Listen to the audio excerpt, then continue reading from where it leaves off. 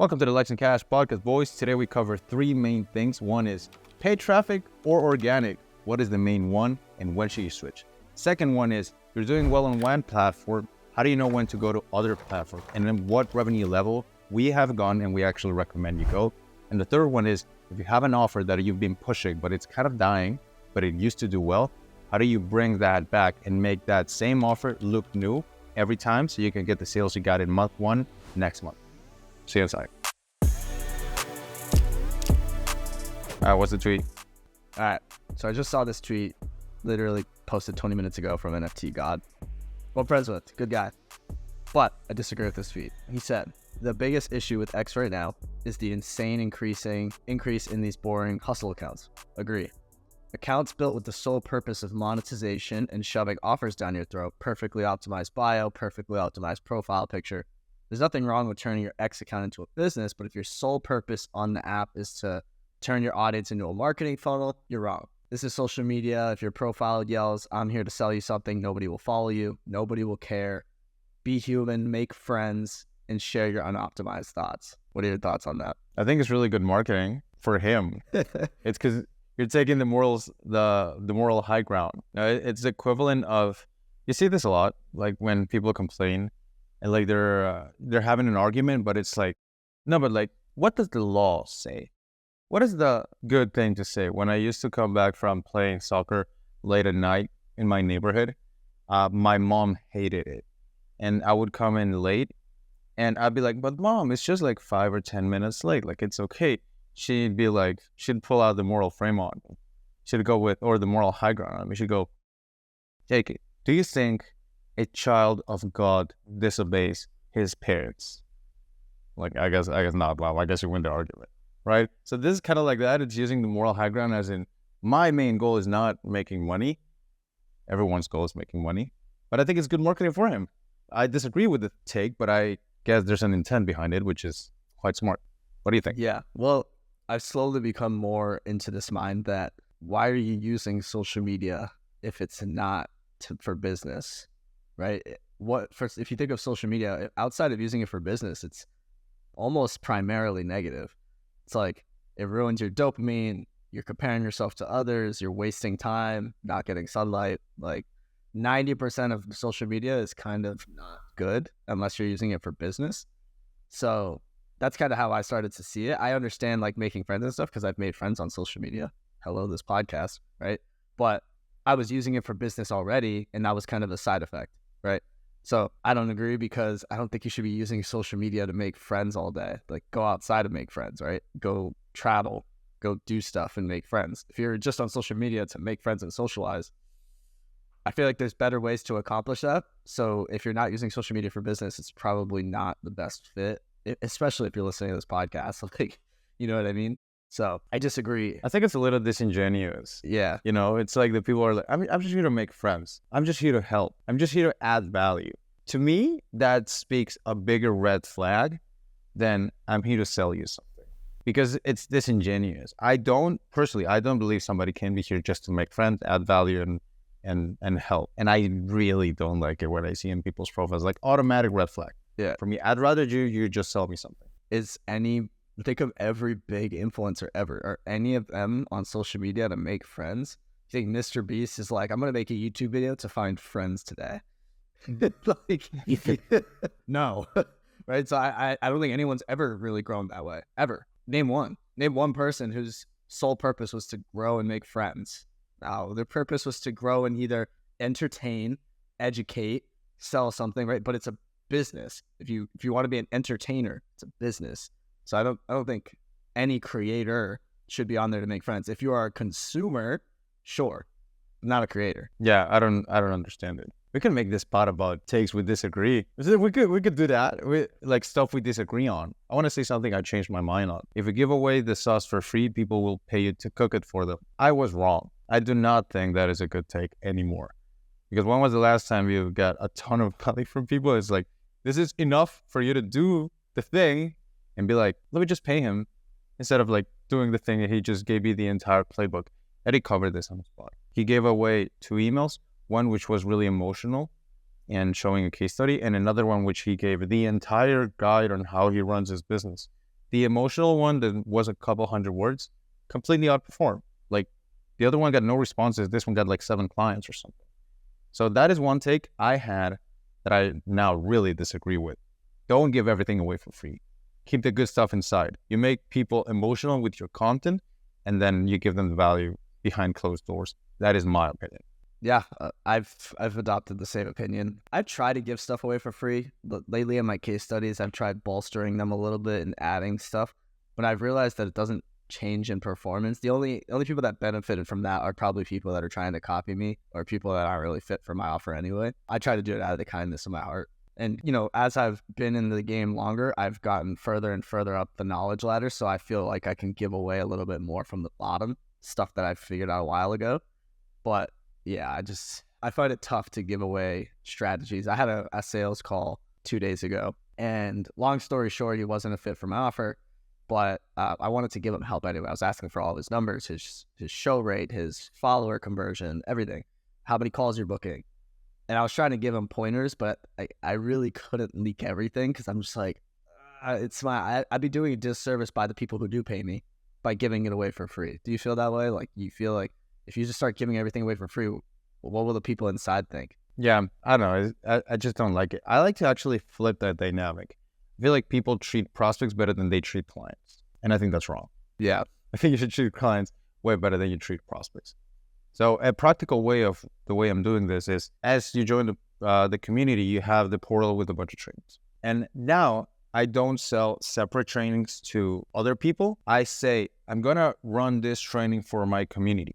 The example is I ran a training how to grow and monetize your account. If you want to buy a day pass, you can. And the interesting thing about this and how it kind of got some people interested in the community instead of just buying the day pass, which was $100 just for that one class that I did live, was along the document, I used to tell people, by the way, if you want more information on this, go to the portal, which by the way, day pass people don't have access to. If you want more access on this, go to the Slack channel on this, that day pass people don't have access to. So I just think that you should treat clients way better. I don't believe in equal treatment.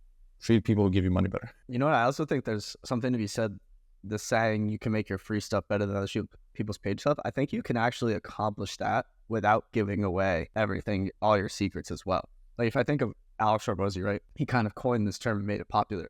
And his free stuff is better than most people's paid stuff, but he's still only giving away like 1% of what they actually do for companies, right? Like acquisition.com is huge on recruiting, right? They place crazy talent. They have SOPs. They have tons of stuff that they're placing into your business to grow it. They're not giving that away for free. All they're giving away for free is surface level knowledge for them. But if your surface level knowledge is so much higher than everyone else's peak knowledge, you can give away stuff that's free better than everybody else's paid stuff. Kind of how I was just saying, I could put more in my case studies now, which is my bottom of my totem pole information, because the top of the totem pole is so much further now. So if you just know more, you can still have free stuff better than people's paid stuff, while on still not giving away nearly anything close to what you're giving away for your paid clients. So I think there's something to be said for that. Yeah, how I look at it is you give away the what, not the how. So if you wanted to look at it in practical ways, a good way to book calls fast is just DM people who engage with your stuff. You give away the what, but I send out a video on the actual scripts that we use. I regret posting that video because then everybody started using the same scripts and I hated it. And it got like really common and it got me 0 clients, right? So I give away the what, use DMs for that, but I'm not going to give away the scripts because then one is not fair for the people who actually gave me money for that script. And 2 is I'm actually not giving you a reason to work with me because I gave you the thing. Yeah. Like that's not the point of running a business. I'm not running a charity here. Yeah. One way I've helped to mitigate like the need for scripts is just using scripts, not templates, but guides. So something that you already posted the video, so I could probably say this, but something that you taught me was like the 5 things, like the gap and the offer and the need for information, right? Stuff like that. Using that as guardrails for a conversation. But if you just are always being a human, it's more the actual DM setting skill is more of a conversation skill and a trait that you learn. And it's kind of like socializing more than scripting, just because, like you said, scripts are so saturated in general, even with or without that video you posted, everyone's using the same scripts already. So it doesn't really matter to me. I think if you have the conversational skills that get better and better, your DM sending will get better. But I think what's important is having those guardrails and knowing how to identify where you're at in the conversation. Like if somebody's answering the second question, you're like, sure, book a call. Here's the link. Whoa. Do you lean in for the kiss after the first drink? Like, you know what I mean? So it's like that. So I think knowing how to identify where you're at in a conversation is like almost social awareness. And I know that I've been training setters like a lot the last month. We onboarded 5 setters in 2 weeks, and I was just trying to teach them, like, you literally just have to be a human, like going to a bar. And one of the guys I hired is like, well, I actually just became of legal drinking age, so I've never been to a bar. I was like, all right, try to imagine it.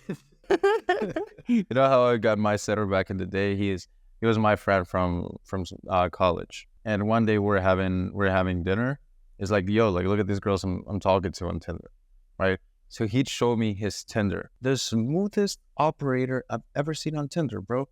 That guy he just closed everyone. I'm like, can you do that, but for business in my account? Yeah. It's like, sure, how does it work, right? Like, it's a lot of social awareness. That is true, which you'd be surprised. A lot of people are actually quite socially competent. It's different than being an introvert. It's actually just not knowing how to react to social interactions. Yeah. It's like rare. Like every time, I love this. I don't know if I invented this quote, but I say it to me often. It's just because someone's an entrepreneur, that doesn't mean they're not retarded. So a lot of people are like that. And the few people that are not, you'd think it's common, it's totally not.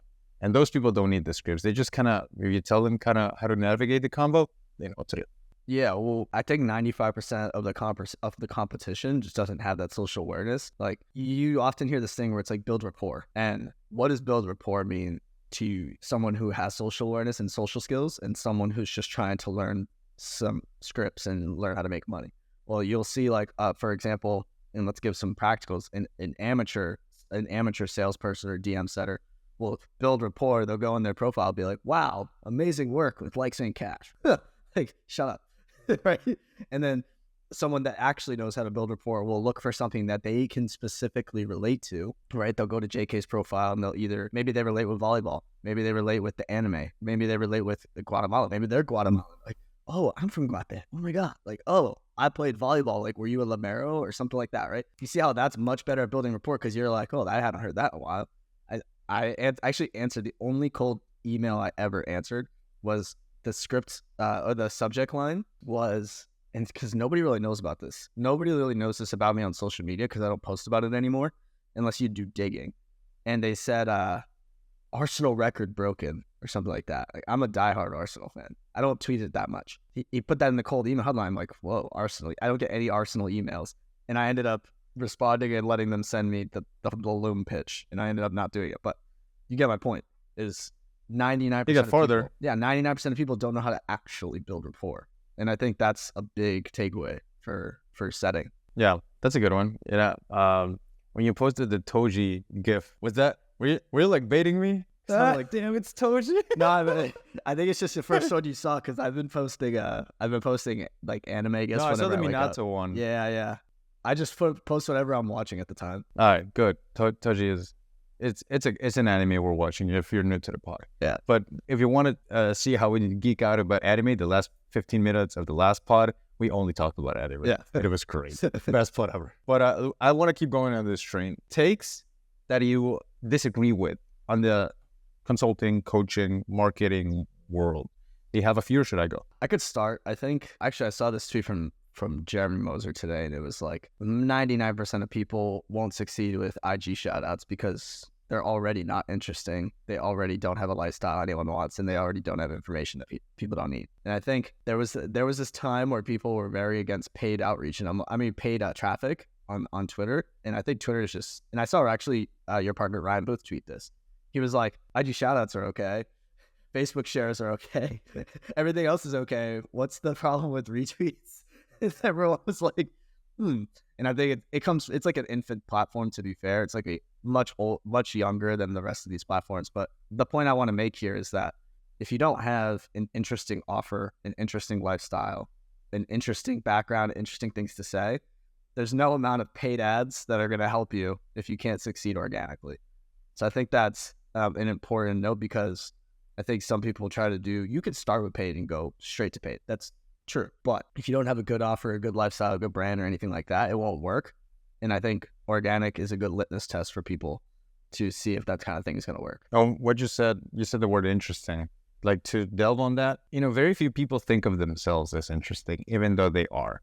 So we've all had this kind of experience where we tell a story, and the thing that we find most interesting about the story is not the one that the audience think is the most interesting about the story sometimes, right? So they'll harp on small details that we didn't even seem relevant, right? So often I find that happens with content. We overestimate what people will find interesting. We think we need big case studies, big events, when in reality it's the small things that people like. They want to know how you set up your Loom and Zapier automations, and they want to know how you come up with hooks. This is why, I think we covered this a few times, but my most popular YouTube video, it's a Loom video of me kidnapped. Like, it looks like a kidnap, bro. Like, in the middle of a dark room, shitty lighting. People like me doing like my Loom stuff. It's because we overestimate what people will find interesting. It's just, it can be as simple as just hit and record on what you're already doing. I covered this in the last one too, but I went on a coaching call and only one guy showed up, and we're like, okay, Robert, do you have any questions for me? Or do you want me to just share my screen and work? Like, bro, share your screen. I'm like, I just went. Very productive hour. And at the end, he's like, this was great. Thank you so much. Like, I really enjoyed this coaching call. I'm like, great. I was going to do this anyway. But I'm like, I'm glad you enjoyed this. We overestimate what people find interesting. So everybody's got, I don't want to say everybody because there are losers exist and you should avoid them. But if you listen to the Lex and Cash podcast, you're a winner. So believe in yourself and just share your work. I also think, and this is when I'm vetting clients to bring into the birdhouse, like, I don't look at if a brand is interesting to me. I just think, can it be interesting to somebody? So I think part of it is knowing if you're interesting to somebody or if there's some demographic that you can be interesting to, right? I wouldn't find, I think you mentioned him a while ago, I wouldn't find that stylist coach interesting. Personal. Would I still take them as a client? Maybe, because I have to see, are they interested by, it's anybody interested? Is there a market for it? And I think one way you can look at that is like looking at competitors, doing like a competitor analysis. You showed me recently, it was like you had a coaching call and basically the person had this offer that was abysmal. It was terrible. They had no one, who was going to buy this? Nobody. And I'm like, that's what I do essentially for my agency. I look at somebody's offer and I'm like, is anybody going to buy this? If it's really bad, I'll just cancel the call off my account. If it's really bad. Like, someone will be in there and be like, I help digital businesses get digital. Like, all right.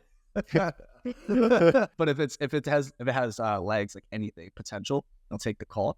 And then if I'm like, I could do something with this, I'll make an offer. So it kind of goes through those three phases. But yeah, I saw you did that. And I think that's important because you don't have to be Amazon to be successful. You could just be interesting to some people and charge the right amount and make 6 or 7 figures. That's just my take on that. Right. It's like a chain. Like, you're a link on the chain. There's people ahead of you and behind you. Mm-hmm. So the job is not, you feel like you're irrelevant or the last link of the chain because you're only looking forward. But there's people who have achieved less things than you that would love to be in the position you're in. Wiz of Ecom had a great tweet. Remember that a year ago, you were praying for the things you have today. So talk to the people from a year ago. You know what I'm like notoriously bad at over and over? I've been like failing at this record is seeing opportunities in niches. Bro, like, I covered this in the Dan Co pod. I always told Dan Co not to get on YouTube because it wasn't his thing. Can you imagine that shit? Like, horrible take. Devin, dude, this guy's making, like, I don't know if I want to disclose, but he's making good money. He's selling 5K quit porn coaching. People pay him $5,000 for 3 months of quit porn coaching. And that was wild to me. Like, I did tell him, brother, like, why don't you just do copywriting or something? Like, quit porn coaching, like, just turn off your screen, bro. Like, that's it. But he's making good money. There's another one that joined the program, bro. Did you know that there's a huge community on Twitter of math teachers? No. And people coach math teachers on how to teach math better, and they make really good money. If you would have told me that was a thing, I would have just told you, fuck that. Like, that's not a thing. But people are making really good money with it. We're surprised by what makes money. That is fun. Yeah, and that's part of it too, is like looking at markets. Like, that might not be $100 million market. Like, for me, that probably wouldn't be a good offer for my agency because I don't think I can scale that to $1 million. But can it make $200,000 a year? 300, 400? Probably. So I think that's interesting. I look at this. There's another example. I think it's Ben Bader. he was he was marketing for basketball coaches, and she was just helping basketball trainers get clients. I'm like, that's a good market. You could make 6 figures in it. And then he switched, and now he's making way more. But it's something I was thinking about. I actually wanted to ask you, because I remember I coached Devin with you for a while. I don't know if you could talk about it, but what switched in making him, and maybe in general for coaches? Because he was struggling at first to sell, and then he just started going. What was the mental shift or practical switch that he made that made him succeed? I think there was a mental one and there was a practical one. I'll start with the mental one. Often when we have a win, wins come in a bittersweet taste. It's sweet because we had a win, but we also get a little bit anxious because we don't know if we're going to be able to repeat it. This is why sometimes a $100 a month check can feel better than a 1K check one-off, because we know that that's going to come anyway. A big part was getting rid of that, getting rid of the bittersweet taste. And like Emerson has this great quote, which is, the bird rests on the branch calmly, not because they trust the branch, but because it trusts its wings. If the branch breaks, it can fly. It was a big part of that. Self-reliance, knowing that whatever happens, you can handle it. And a good mental shift for that is, everybody can have this. Look at how far you've come, fucking up the way that you did. Next up is not going to be any different. So that was the mental one. The practical one was not going for an irresistible offer, or going for a clear offer. Often we create offers that are like really complex, and we promise something big. But the analogy I have for this is, let's say there's 2 people selling to the same person and they're all in a dark room. At the end, there's a diamond. Person A says, there's a diamond right there. Do you want to go and find it? But it's scary because it's a dark room. You don't really know what's in there. You might fall. Whereas person B, what it does is, there's a diamond right there, grabs his flashlight, turns it on, and then you can see the path. Often, that is what's missing with the offers, is that you're promising the right thing, but you're not making it clear enough how you're going to get to that thing. So when we frame the offer as something that's like step by step, this is what you do, people were way more willing to look at it because it sounded way more attainable. We promise things that are attainable in our brains, but the audience doesn't look at it that way. So it's not just about giving an outcome, but the path to that outcome. And when we changed those 2 shifts, he started making a lot of money. It's awesome. I like it. All right. Want to get more takes? Definitely. Things you disagree on? We overestimate what people find interesting. I'll say one. I'll say one because it's something that I sometimes struggle with. And somebody messaged me today that they struggle with, which is like, my DMs got me crazy. It's like people are pitching me, people are asking me for help, and I'm just like, I'm done. And you get like really combative, you get really bitter and resentful towards those people. And we've done this sometimes. You and I, we've made this mistake where like, everyone is saying this, and it's probably like 10 dudes, like out of billions of people.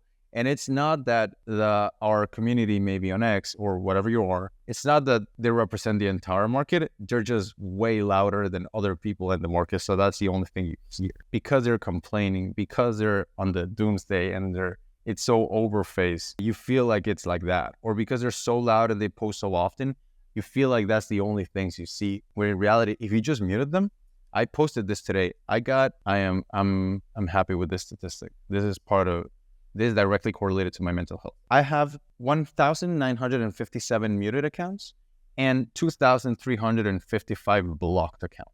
And it is beautiful because I don't see any of that bullshit. Often we get stressful because we think like everybody's doing it like this, but it's not that everyone is doing it.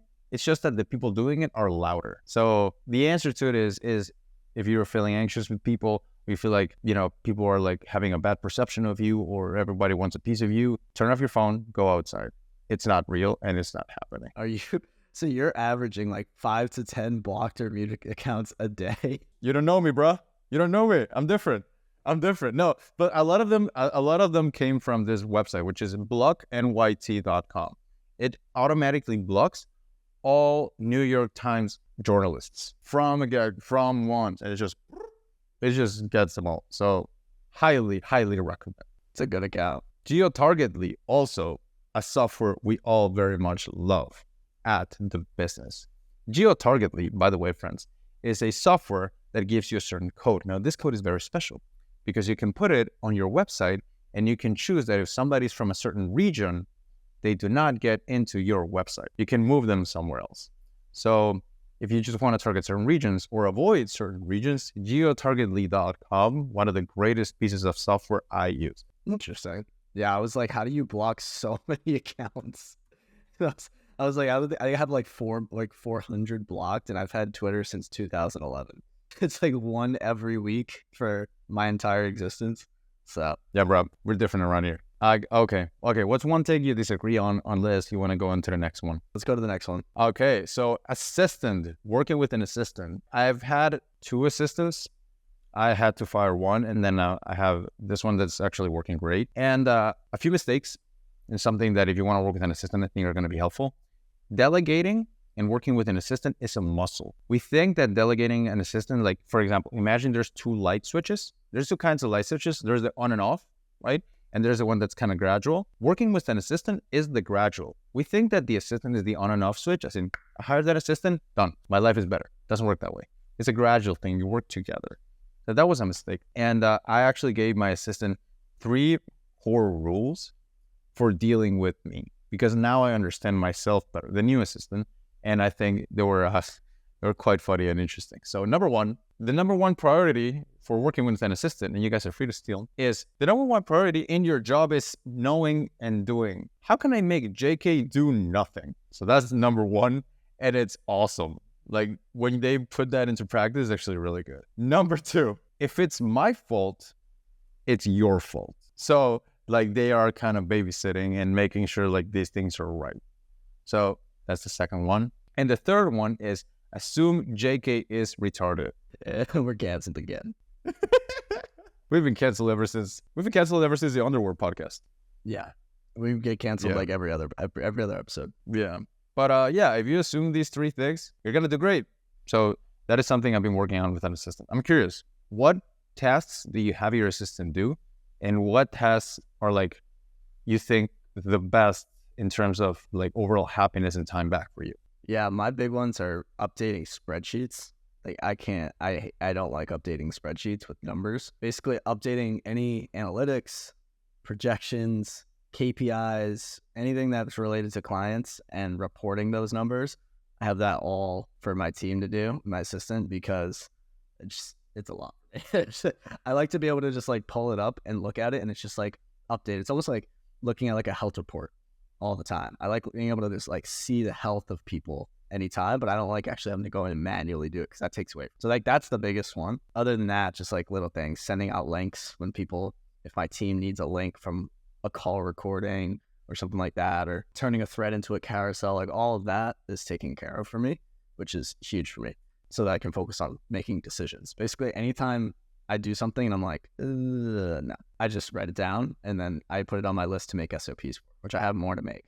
But like that's like my thought process for it. So follow-up question, carousel. You create mostly for X, but you can do carousels in X. So how do you repurpose content for your clients, and how do you think about that? Because I'm guessing that's LinkedIn or Instagram. Yeah, so my thought process on this is that if I focus on X, then we can get positive feedback and continue to scale at a faster rate in terms of knowledge and performance and results. But I do understand that clients have a need for other platforms. Sometimes they want to expand, they want to repurpose the things that we write, the copy that we write into the scripts and carousels and stuff like that. So we have a complimentary carousel service. So we'll make the carousels for them every week, free of charge, without them asking, and automatically upload it to the team Google Drive. So they get those. If they need to use them, they can now use those for Instagram, LinkedIn, TikTok. They can read them. So they kind of get everything, because especially in our contracts, like they own the content. So my thought process is I have carousels for them. And if they need resources on how to make videos, I have those as well, just from paying for various programs and courses. So I have everything they need to go and do other platforms, but I don't do it for them. So that's it's like my done with you part. How do you know when and if it's worth it to expand into other platforms? Yeah. So for other platforms, it's a couple things. So there's 2 kinds of clients. There's the client who is native to X and it's their first platform. So if they're that client, then in my opinion, you need to hit $20,000 to $30,000 a month before you can even think about going to other platforms, because that's really your validation phase. Granted, it also depends on kind of what your offer size is and what your niche is. That being said, for like a typical how to make money offer, that is like $30,000 a month plus just on Twitter is like, all right, maybe you can now start to go into other platforms, because basically the way it works is you'll go up to $30,000 a month plus. You'll need to hire a closer, because if you're getting 4 or 5 calls a day, you pretty much have no time to do anything else if you're founder closing at that point. So you hire a closer, they take your time back. Then you can now use that newfound time to go and do video. And basically, once you're above, then all you're ever focused on is video. That's pretty much what it looks like for someone who's native to X. The other person is the person who's already doing other platforms, and they're coming to X as like an additional platform. At that point, they're already doing them. So usually, I've never met anyone who's LinkedIn native. So usually it's Instagram, TikTok, YouTube, and then they want to go to X, and then the last platform that they ask about is either email or LinkedIn. In that case, we'll tell them how to do it right away if they want to, but most of the time they're just like, I don't need to go on LinkedIn. It's interesting because the way I see it, and again, like, it's okay to disagree with stuff because there's many ways to score a goal, right? But the way I see it, priority is always email. Like, no matter what platform you build in, it's just take people to the email list. And if one is working well, just do one. Like, that's how I think about it, because it's like expectations. If you pitch on social every time or every day, it's like a little bit like weird, because people go on social to be entertained. But when someone joins your list, it's a request for help, not knowledge. It's help. So if they join your list, then it's okay to pitch them every time. So that's why my priority lately has always been not always, but lately it's been just grow the list. And then for me, that's the most powerful channel. For me, it's like I've seen so many businesses hit $100,000 a month without even touching email, and just having being on one organic platform. And then they're like, okay, I should probably do email. So I guess there's multiple ways. I've had a client that came in at zero, didn't even have a product, just an idea. We built out the product with him, launched him on X. He hit like 20, 30K a month. Then he expands to Instagram, and Instagram turned into a 100K a month channel by itself, while Twitter was still like 20, 30K a month. I was like, and they were using our copy, and I was just like, oh fuck, like I would get a piece of that pie. But it was still great to see, because I'm like, some people just hit on different channels, and I think that's also important too, because I don't think every offer will hit on just X or hit best on X. I think some offers will absolutely max out on Instagram, some will max out on X, some will max out on LinkedIn, some will max out on email. So I think that's also important. That's why it's important to expand, is because you'll kind of find other platforms that do really well for you. I think you found that when you left Twitter and you found other platforms, you're like, oh, these did really well. But you ultimately found that email did really well. And I think every offer has its platform, and the other platforms are also good, but they're more supplementary. So you kind of find your main, like you'll find your main hub. So it's like, well, in that case, I got 2 wives. I got X and Instagram. But like both are working all the time. Like X has been the greatest one for me. But Instagram, man, like we closed maybe like 30% of the clients from last month came from Instagram. And that is 30% of clients compared a like 15,000 follower audience versus a 210,000 follower audience. Like the ratio there tells you that Instagram is way more powerful. At least the way I built it, which is why I'm so like adamant and so annoying and obnoxious, and just build it the right way. Build the thing with whale bait. Like look at the results, look at my engagement. It's quite shit. Like a lot of people just don't engage with my stuff. And sometimes it's hard to find buyers on Twitter, but if you build it the right way on other platforms, like Instagram, it's working really well. And that's why it's worth it doing it the right way from the beginning with whale bait, not fish bait. Which is a video you can check on the channel if you want. Yeah, have you ever met somebody who's like, yeah, I do YouTube, TikTok, Instagram, Twitter, and email, and they all account for exactly 1/5 of my sales? Never happened in my life. I've seen it. It's like everybody has their big platform that accounts for most of their sales at any given month or any given quarter, any given year. And then the other platforms are supplementary, but you're building so that you can kind of build a moat around your business and build a little bit of redundancy, so that, and ultimately that's why you go to email, so that you own your audience. But you're building other platforms so that you can build a moat around your business. But at some point you need to just start and validate. I don't know, for you probably work with more people that are early stage than I do, but do you have them launch on LinkedIn, Instagram, TikTok, YouTube, and Twitter and email all at once if they're at zero? Or do you say focus on 1 or 2? Neither. I say go private. Go DMs. I say craft a small offer that's very targeted to a certain amount of people and get all the maybes. People who told you no, I consider them maybes. People you've talked to in the past, people who've shown interest, and DM them first, validate it first in private. Once you get a bunch of no's, and a few yeses, then eventually you start creating a really good offer. That is the one you promote in one channel. So I don't actually validate in a certain platform. I validate privately. And then I make them go in one channel with an offer that's already validated, which is like, if they get 3 sales with 100 people, then it's like, okay, this is worth it. Like we can push this. And we can talk about the pizza email. Remember that email I sent you yesterday? Yes. Yeah, I want to talk about this. I think this was good. So I'm going to read you an email I'm going to send. This email will help you sell more of your offer, because it's really weird that you send your offer first try and it does great. And then on the second month, you send out the same offer that's better, has more proof, and it does worse. Why? It's because of novelty. Novelty makes every offer better. People love new. It's why they buy the latest iPhone every new year. And this is why they cheat on 10-year relationships just for the thrill of a night. It's because novelty, we're addicted to novelty. It's a drug. People just want dopamine, man. People just want novelty, man. People just want something new. So the way I think about promoting offers is not a big believer in tweaking a lot of your offer. More on this as follows. At the risk of sounding stupid, offers are like pizzas. All pizzas are 95% the same and 5% different. Dough, cheese, sauce, those come with every pizza. Only the topping changes, which is kind of how I think about offers. Offers just stay 95% the same, but change 5% every time you make them. Example, you run a car wash. Everyone gets the exact same offer, car wash. But you can offer a free waxing as well, only if they sign up today. That's how you make the same offer look new every time. You keep 95% the same, but change 5% every time you make it. So example on this, that's actually practical. A few people joined like some cash and a few people left. And last week we had the biggest influx of clients we ever had, and I freaked out because I don't do one-on-one calls, but I sent them all my one-on-one calendar link because I thought they could do really well. So there you go, guys, one-on-one call. And I think the calls were really good. And I actually enjoyed them. Like, for me to enjoy Zoom, I hate Zoom, but those were actually kind of nice. And I thought, well, maybe this isn't so bad. So what I did was, to the list that I've already pitched this offer, let me tell you, bro, like the guy that closed with this email, he counted it. He went in his email and counted it. I've sent that guy 530 emails. Can you believe that shit? That's crazy. Just from the beginning.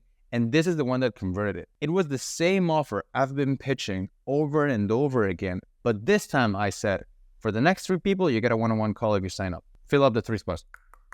Done. It's the same offer. 95% of the offer stays the same, but you change 5% every time you make it. And that little 5% change, if you make it look huge, it makes it look like an entirely new offer. And that is how you keep promoting the same offer, but you get more sales every time because you change it every time and you have the novelty aspect every time, which means that people will feel like it's new and you're trafficking dopamine and people love that stuff. So change 5% of your offer every time you make it. I like to do that with current events. Like, since my offer is very based on a social media platform, X, I like to then every time something new happens with X, I promote it myself. I'm like, oh, new feature. This is huge for X. X just hit 550 million users. That's huge. Grok AI just dropped. That's huge, right? Ads are back. Huge. We just got a new 100K a month case study. We're back. Like, it's almost like it's always been the 95%, which is, X marketing, but it's always a new topping, which is either a new current event, new news, new feature, new this, new that. So I do that without actually knowing about the pizza analogy, but it's interesting. Yeah. And you could also run it with times, seasons. It's Black Friday, right? What are you going to do for Black Friday? You can launch a Black Friday special. It's going to be Christmas. What are you going to do for Christmas? It's going to be New Year, New Me on January. What are you going to do? And then it's Valentine's. And then it's fucking St. Patrick's. And then invent something. Maybe it's your birthday, but just have a reason why. It's interesting. Like every time you change it. I never thought he would be this way, but I was listening to the Steve Jobs biography. And I always thought that Steve Jobs would be a lot like Elon Musk or even Jeff Bezos and just say like product, product, product. And he was super big on product. But he actually loved advertising. He loved advertising. He actually had a favorite advertising firm in the 80s and 90s when he was coming up and growing the first Apples and the first Macs. And he loved advertising. He would get so creative that he would make advertising to the point where it wouldn't even show the product. He had an ad that was based around that book, 1984 by George Orwell. And it was just like all about totalitarianism, like dictators. And it was just like this weird ad. And the actual board hated it because it didn't show the product, didn't show the features or anything like that. But it's just interesting that Steve Jobs loved advertising. It was really keen on it, even though you would always think like Steve Jobs only cared about products. So that's something to think about. I think advertising and marketing is a bit underrated. Like if you can always put a seasonal wrapping on it or some new flavor or something like that, you can kind of just always package it up as something new forever.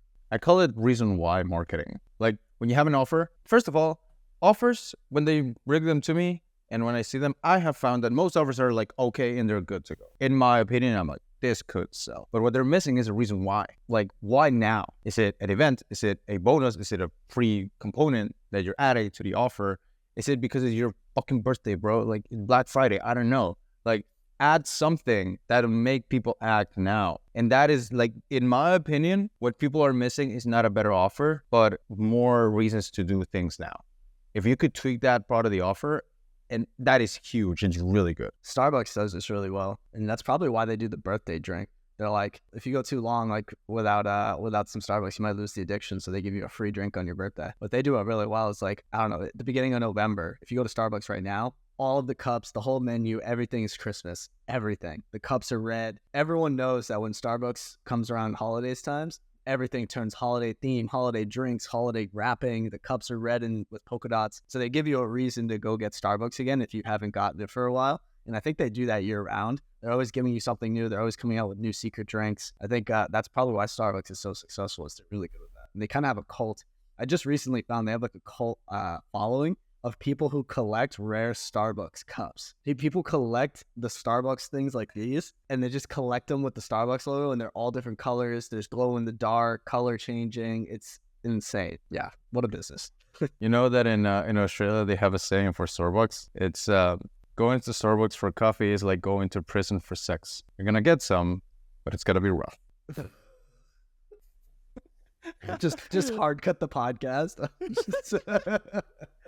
Wait, no, we got a few more. I want to make some comment. I thought, hey man, I'm exposing you to new cultures, bro. Speaking of new cultures, let me expose you to the Ukrainian and Polish culture on that. You should know that there's no Starbucks in Ukraine. It's Starbuck. Why? Beats me. There's no TJ Maxx in Poland. It's TK Maxx. Why? Beats me. They're just these different brands. I've never heard of it. It's just you guys really want to be edgy in Poland. They really want to be different. I know, man. Don't ask me. Look at my eyes, bro. Do I look Polish to you? You know, I'm with my friend Sebas, right? So he's white and he has sort of curly hair and like kind of a little bit of like brownish hair. So like it's funny because we'd go to the restaurant and they'll speak Polish to Sebas. It's like, I don't understand. And then to me, they look in my face and they don't even try. They just start speaking English right off the gate. Like they know I'm not going to speak that thing. That's funny. Do you have something? I have a wrap up when you've went through everything. You can wrap up. Okay, cool. So I'll pull it up on my phone. I feel like we should take time to appreciate the people who DM us. And I got a DM. It was Marcos. You don't know me, but I've watched three or four of the podcast streams you've done with JK. Bravo. So shout out to Antonino because we appreciate the listeners. Real one. I don't know if you got any DMs recently. No, bro. They only DM me. The podcast DM you, yeah. They don't DM me. So I'm like, and I've gotten more, but I let them get buried, and I'm gonna try not to let them get buried. We should do little shout outs at the end because we appreciate you guys. Yeah. So some people, this podcast has been really good, and like I think it's really hard to grow because we're like kind of getting the same views as we got from the beginning. But I can feel some people being like, yo, like these guys dropped the podcast. I'm going to listen. Hey, I'm at the treadmill. I'm listening to these two motherfuckers talk about anime. So thank you all. That is very kind of you. Thank you. I wonder, you gotta pull up the stats on the listening platforms outside of YouTube. I'm curious if anyone, I personally listen to podcasts almost exclusively on Spotify, but I know like YouTube is a lot of people's main platform now with YouTube TV. But I'm curious how many people listen on Spotify and Apple. I'll tell you. You have no idea. Not many. Dos. Yeah, the answer is again. Why do the balloons keep coming up, bro? You gotta launch a birthday offer. Are you trolling me? It's a sign. I feel like you're trolling me. No, I don't know, bro. Look at my arms. Yeah, now. Yeah, stop hitting yourself. Stop hitting. Well, good pod. I'll see you in the next one, boys. Cheers.